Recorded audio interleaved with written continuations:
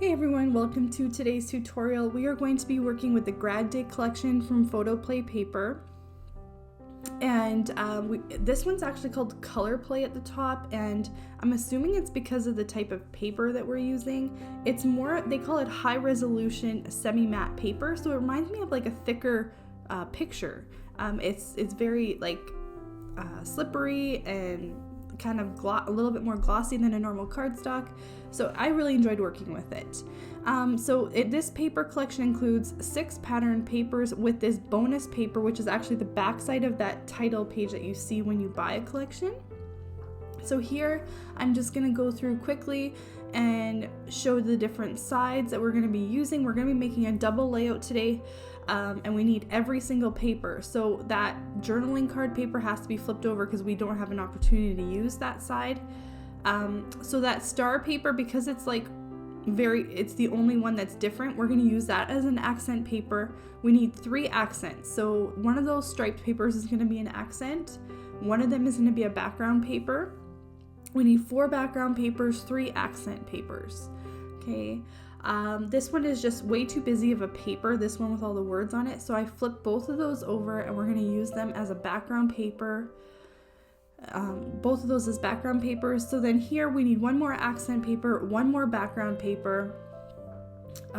Here I'm just trying to decide which background I want to go with which, and I decided to use this darker colored side as an accent paper, and then I decided to use this one with the Grad images on it as a background instead.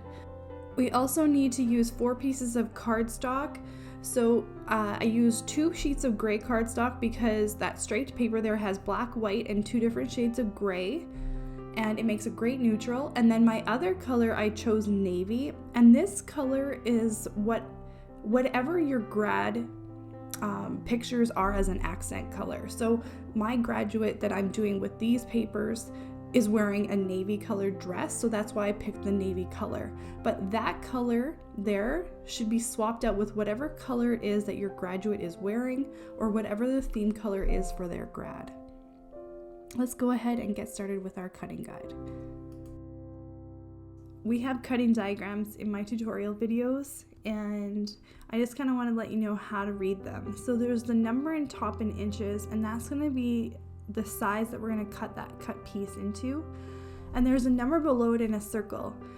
So a lot of the times we're making 4 pages or 6 pages when we're using these cutting diagrams, and all these cut pieces can sort of get very disorganized.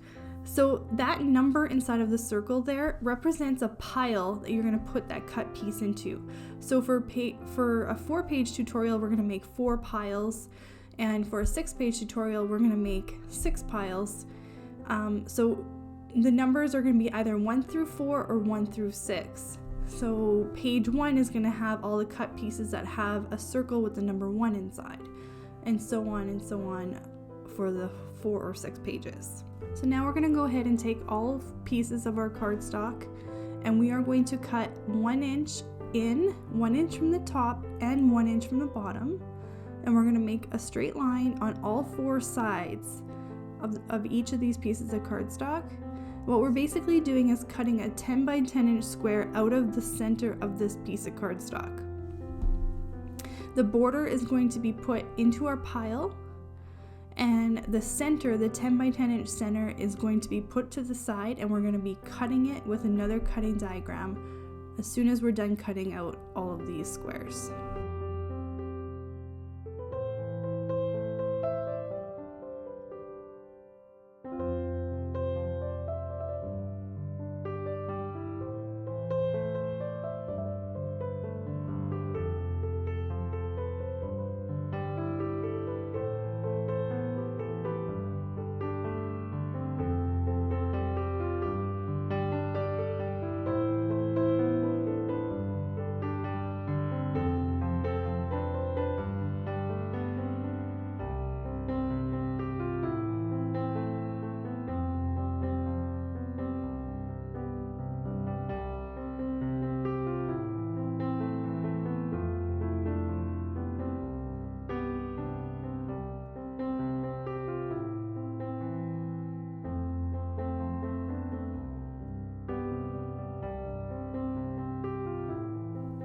Okay, so for our background papers, we are going to be cutting off 0.25 inches on one side and 0.5 inches off on the other side. The reason why we're offsetting it is because we want the insides of our double layouts to be touching the edges so that they look like they're connected.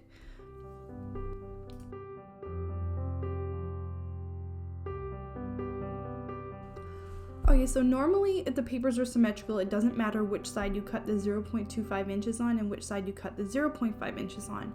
But there are some papers like this one where you want them to be on your page in a certain direction, because like for this page, if it was turned 90 degrees, the writing would be sideways, or if it was turned 180 degrees, it would be upside down, the writing.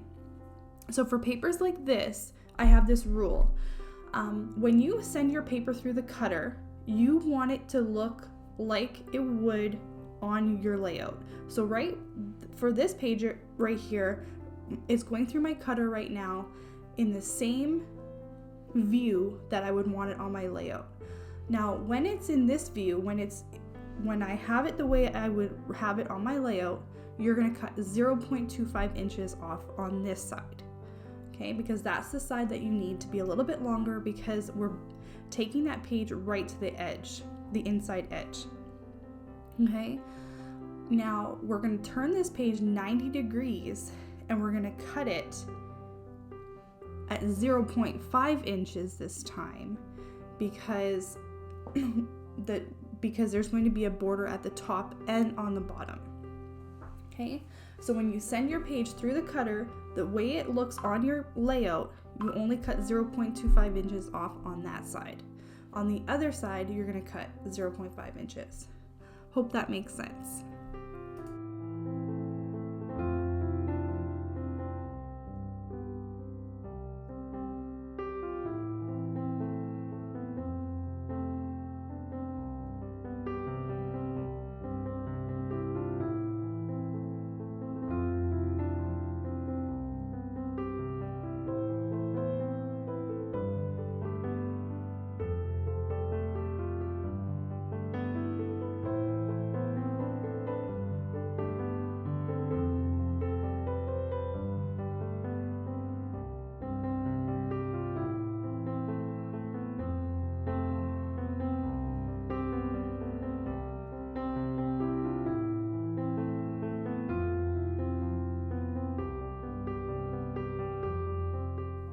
Now we're gonna go ahead and get started assembling our pages. You can see there I have some just regular 8.5 by 11 paper with like 3x4 photo written on it and things like that. That's because I don't put pictures of family and friends in my tutorial videos.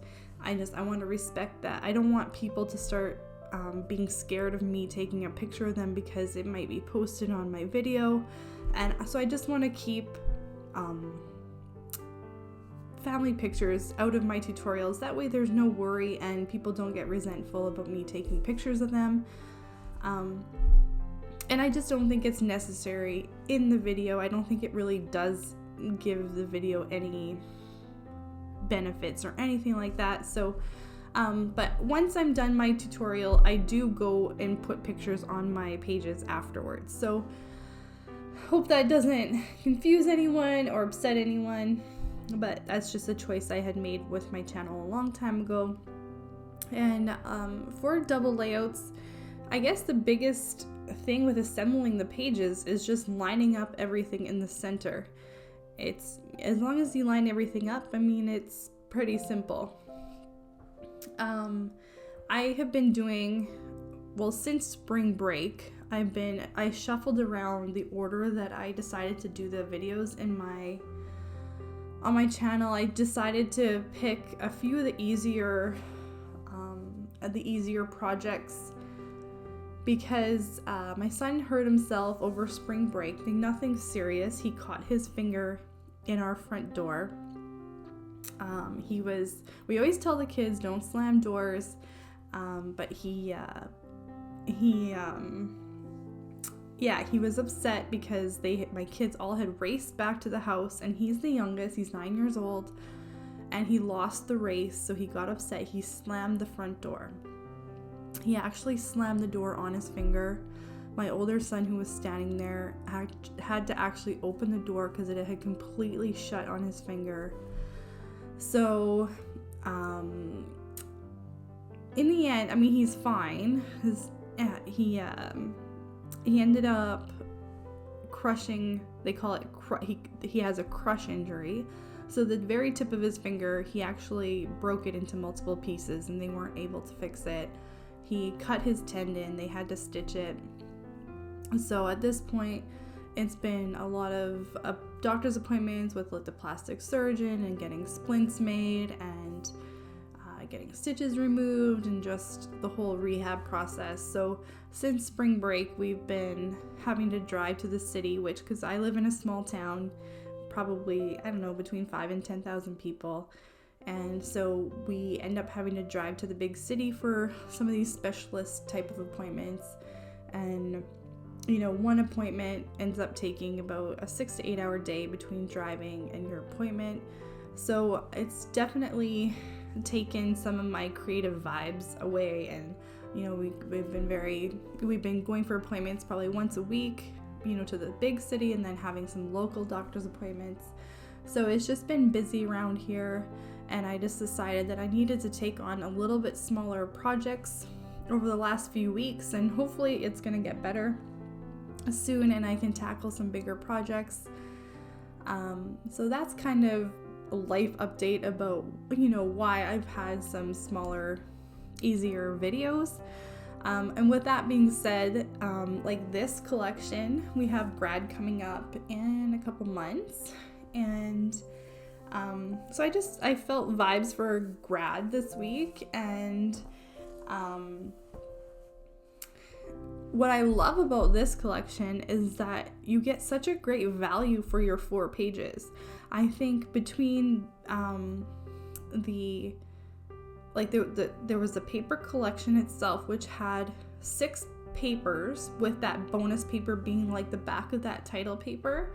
And then I also bought the ephemera, like the die cuts to go with it, which I think that might even be the only embellishments that you can get with this collection. I guess the point I'm getting at is that there really wasn't very much to making these 4 pages. There was not very much for embellishments. There was not very much, there was actually no spare paper. And I think, I can't remember exactly how much I paid for this stuff, but it was around $10. So it cost about $10 to get all the paper and the embellishments. And then you have to add in your 4 sheets of cardstock that you had to add to it, but those don't add up to too much. And so, I mean, you make 4 pages for around $10. So that's like about $2.50 per page. That really isn't too bad nowadays for how much it costs to make a 12 by 12 layout. So these 4 pages ended up being a really good value. Now, this is the type of collection as well. If you feel the pages are a little bit plainer, you can definitely add, like, everything is, you know, shades of gray and black and white.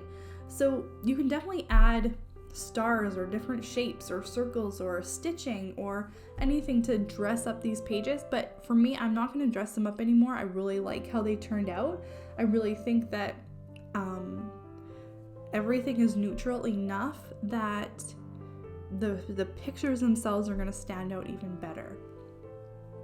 Okay, so here we're starting with our page 1 and 2, and all I'm using for supplies really is scissors and foam tape to pop up some stuff to create some layers and texture. So here I'm just going to, I popped up with foam tape the Grad underneath that 4x6 photo area on the left hand side, and then here on the right hand side I took a bunch of those square frames that are various sizes and I just layered them. So I glued down the first square, and then I popped up the second square, and I also popped up the black square that has the white star on it, and then I layered that on. I sort of put that next to that tag that says congratulations, and then I'm also going to be popping up the banner that says so proud of you. Okay. That way to go is glued directly to the page, and then that grad hat and the yellow star are popped up. And then, yeah, all of the stars on this layout are popped up. Okay, so, and if you decide to, I mean, instead of using like 2 3x4 areas, you could change it to a 4x6 area, like a horizontal 4x6 picture. It's totally up to you. I mean, if you don't feel like you have that many pictures to work with, those 4 3x4 photo areas on top of that blue cardstock could easily be changed to 4x6s instead. You just make it work for you, what you want to do. So here underneath the grad word, I also popped up a white banner that says "You are awesome," and I also popped up that second grad hat there. Okay, so for this layout here, again, we're just gonna be putting a bunch of embellishments to fill up some spaces. I plan to journal along the top, along the whole, sort of right above that, so that blue and gray cardstock along the top of this layout all line up between that banner says that where it says "The sky's the limit" and where it says congrats. That whole area along the top there is where I plan to journal. So I'm basically just gonna journal like right above that line there. And it kind of works out perfect too, because the background is actually a sort of like grid paper. So if you have a hard time like like making your own straight line, you could easily just journal along like one of the little grid lines and make it straight. So for this layout, I really did just pop up certain things and glue down other parts, and I just tried to cluster them together. If you want to see which parts I popped up and which parts I didn't, I do have awesome still pictures on my blog, and that'll probably be the easiest way to see which ones are popped up and which ones aren't. I really hope you enjoyed today's tutorial, and we will see you next Friday with another tutorial.